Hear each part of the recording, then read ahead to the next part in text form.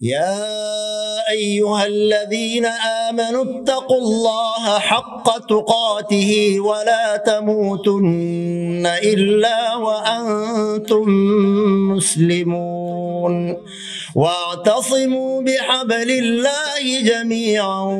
ولا تفرقوا واذكروا نعمة الله عليكم إذ كنتم أعداء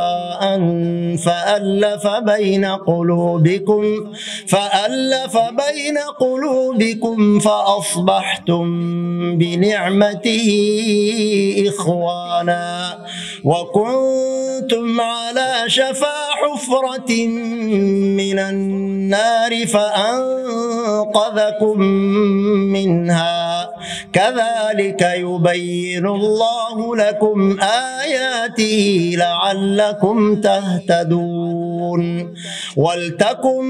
منكم أمة يدعون إلى الخير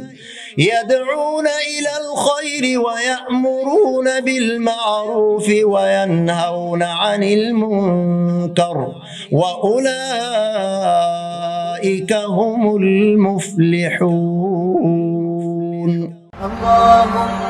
صل على سيدنا محمد يا رب صل وسلم دائما